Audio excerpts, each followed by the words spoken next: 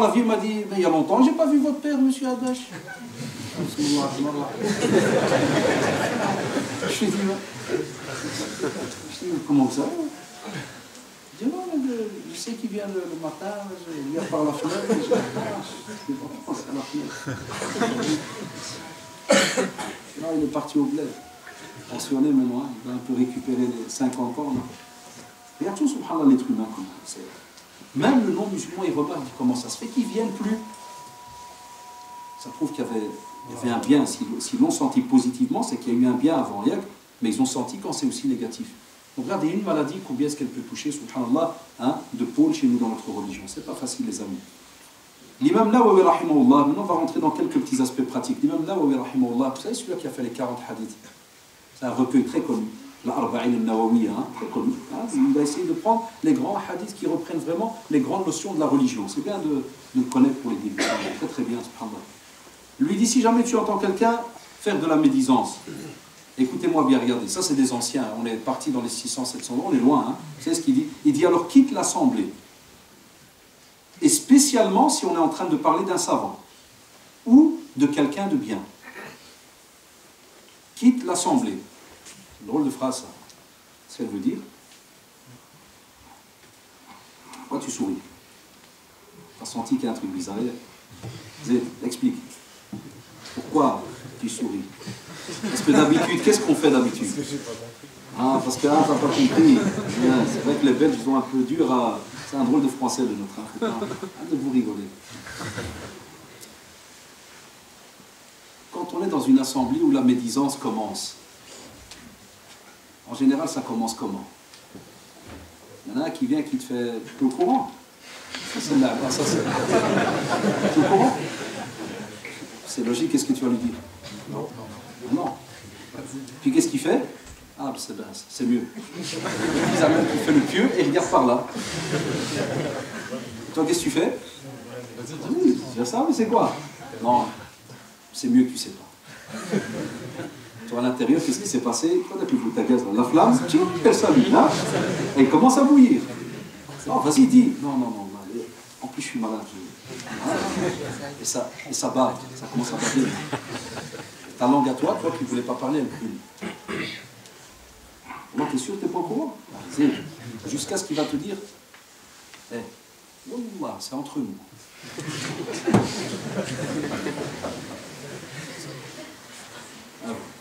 C'est entre nous. Vous connaissez les jeunes, sur les yeux de la mer, de la terre et les cheveux, je sais pas. Et il sort même son canif et je monte une casa.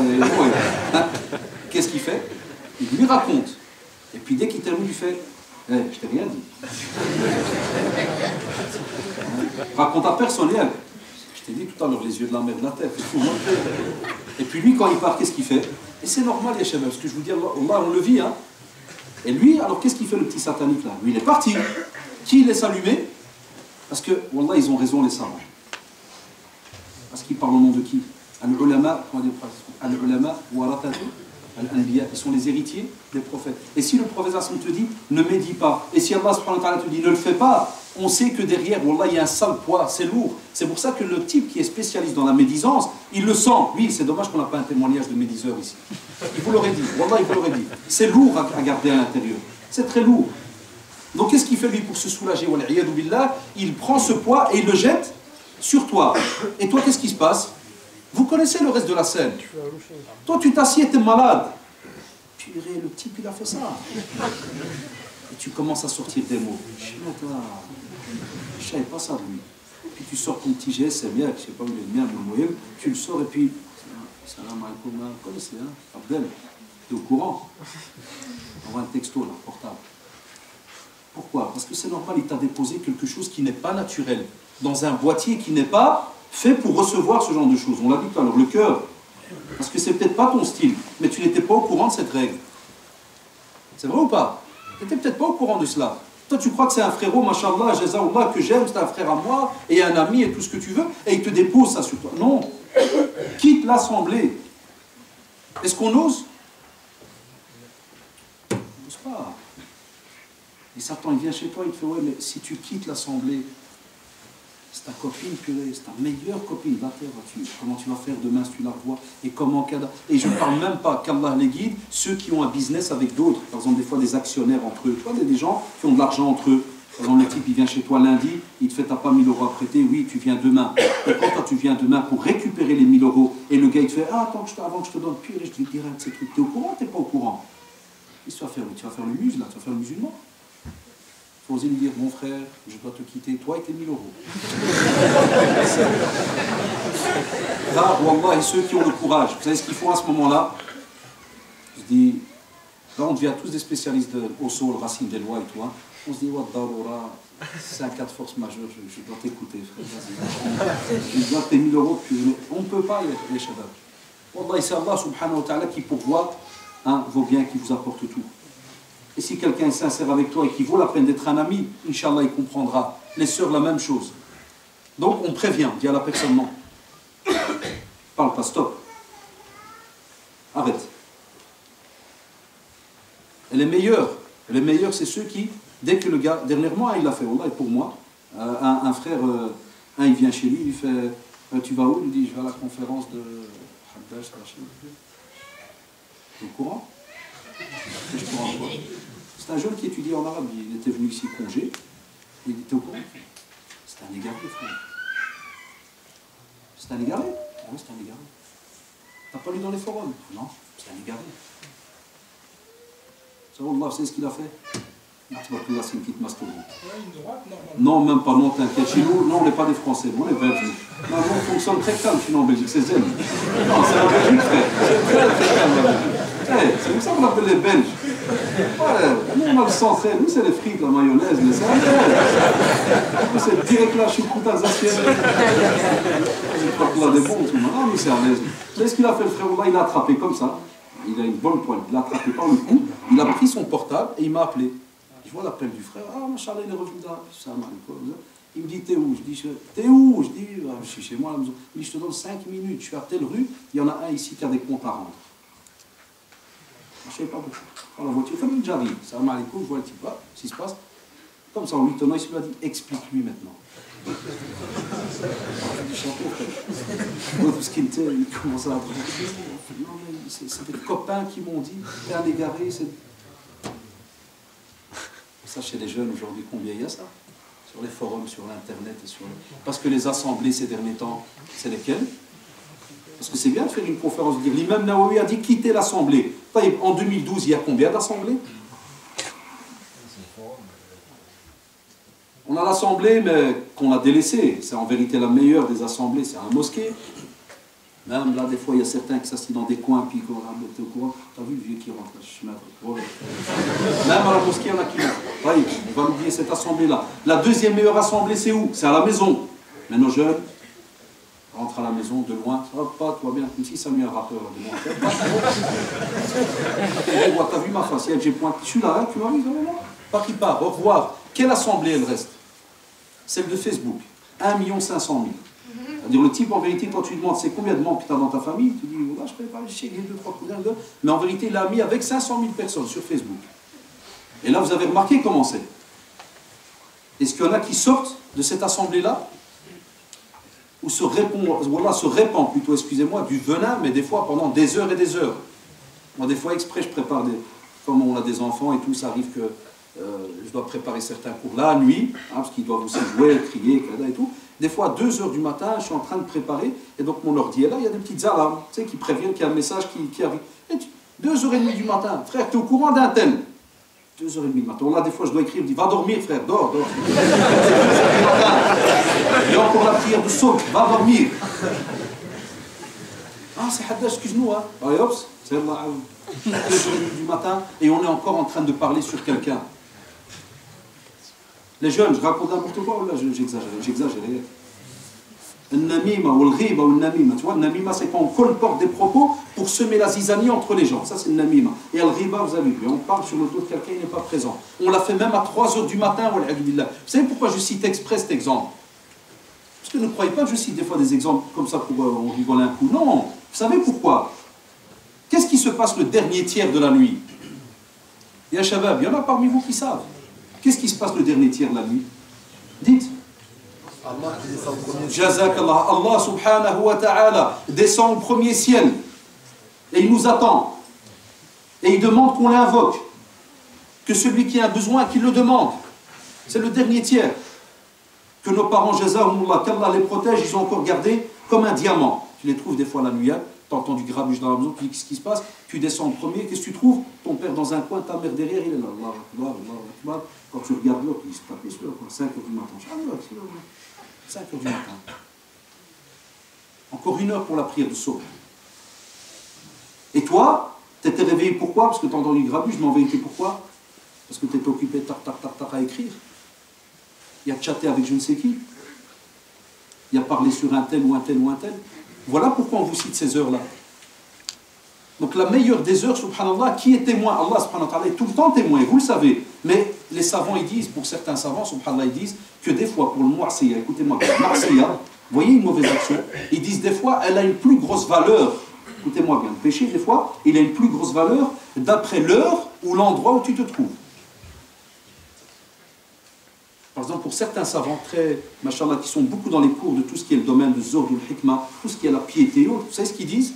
Ils disent que, par exemple, un mauvais péché dans une mosquée, est-ce qu'il est le même que lorsque tu es à l'extérieur? Ils disent, est-ce qu'un péché dans une mosquée, ici, par exemple, en France, est-ce qu'il est le même que quand tu es à la Mecque, dans le Haram Sharif?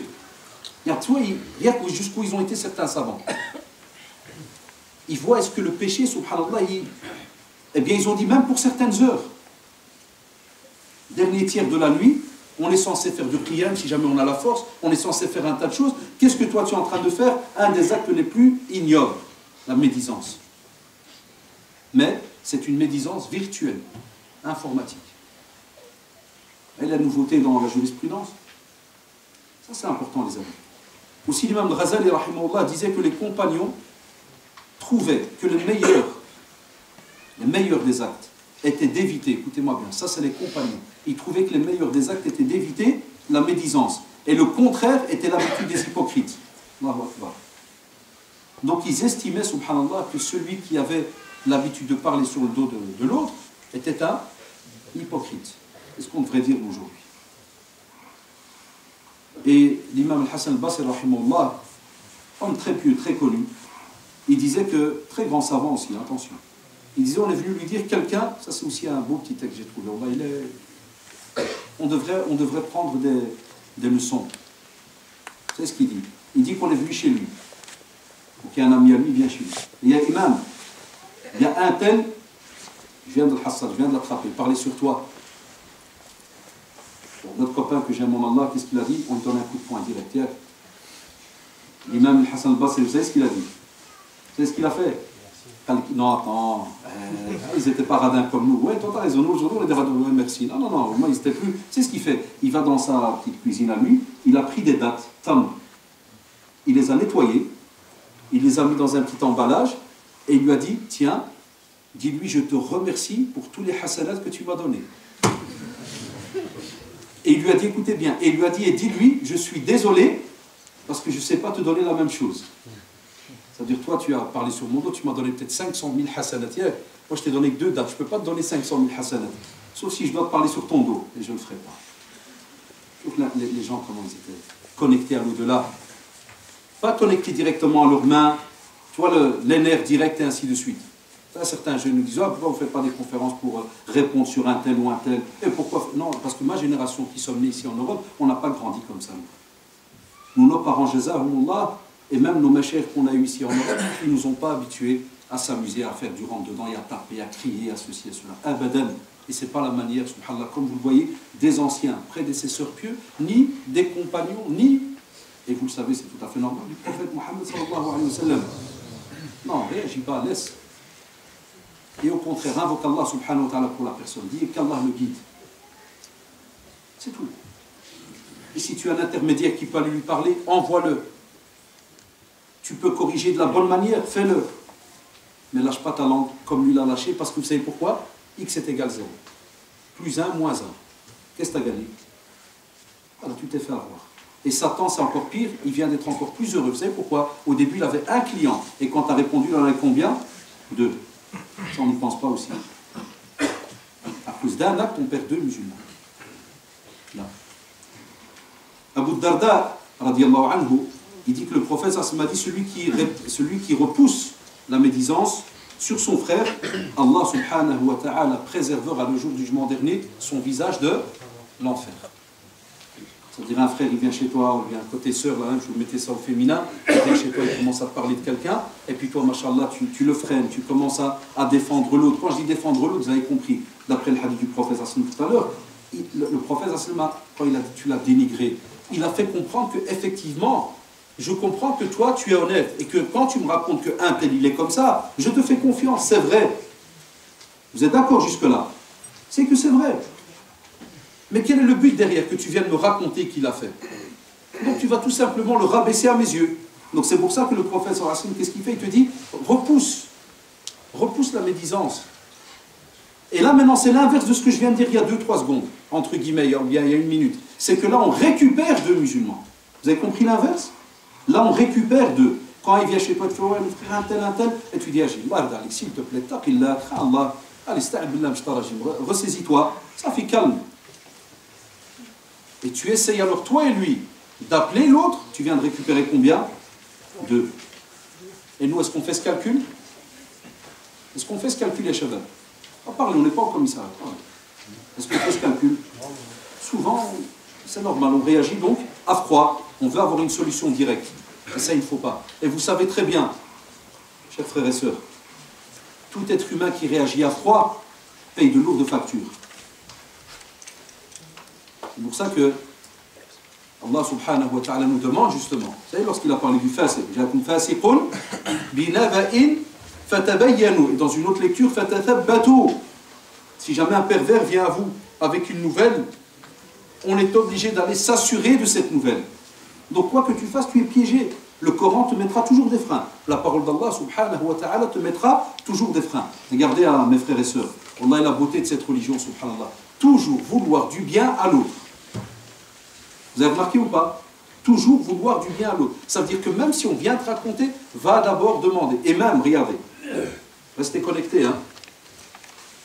Même si jamais tu vas aller demander à l'autre, et on va dire effectivement, l'autre a dit quelque chose de mauvais. Est-ce que l'islam alors va t'imposer de déclarer la guerre à cette personne? Qu'est-ce qu'on te dit dans le Coran? C'est vrai ou pas? Ça veut dire quoi tout ça? Et si vous pardonnez? Ici, entre guillemets, on tourne la page. C'est meilleur pour vous. Donc, quoi qu'il arrive, tu vas de nouveau retrouver un autre verset qui va te demander quoi? Que même si tu as attrapé celui qui a parlé sur toi, qu'est-ce que tu fais? Pardonne, tourne la page, laisse tomber. Pourquoi?